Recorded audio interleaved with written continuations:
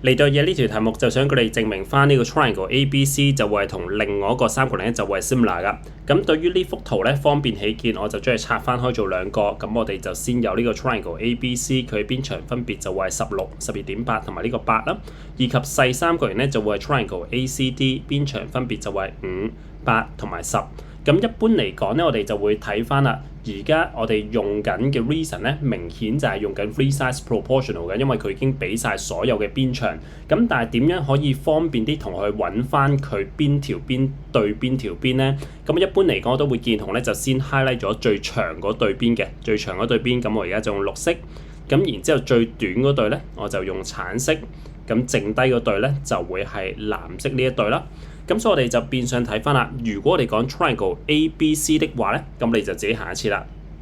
A 行去 B， 再行去 C。咁所以你要見得到咧，就係綠色、藍色，然之後最尾咧就係橙色啦。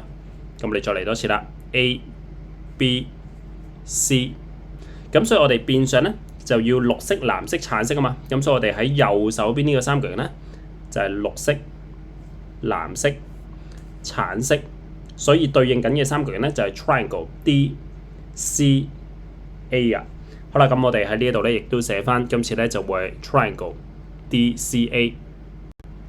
好啦，咁我哋都可以再寫翻個 proof 啦。咁由於我哋 proof 緊呢對三角形係 similar 啊嘛，咁所以最底下嗰行咧就必定係 triangle ABC 就會 similar to triangle DCA 啊。咁個 reason 咧我稍後就再寫翻。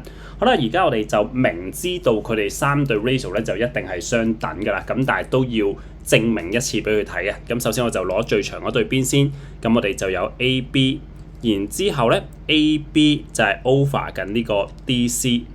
咁你就等於咁而家咧 AB 就會係16啦，再 over 翻呢個 DC 咧就會係10。咁同咧亦都要識得用翻部計數機啦。咁所以如果我而家16除10啦，我就直接用除號嘅。好啦，咁然之後 1.6 嘅話，咁我變翻做分數啦。咁我變翻做分數嘅時候咧，就會得知道係呢個8 over 5。好啦，咁然之後咧，我哋就睇最短嗰條邊啦。咁我哋今次 AC 啦 ，AC 咧就係對緊呢個 DA 嘅。咁所以 AC 再 over DA 咧，咁啊直接就等於8 over 5。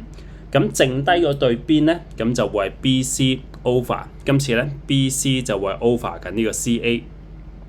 咁 BC 我哋知道係12.8啦，然之後咧就會係 over 緊呢個 CA 咧，今次就會係8嘅。睇翻幅圖，咁所以我哋今次就12.8再除翻呢個8啦。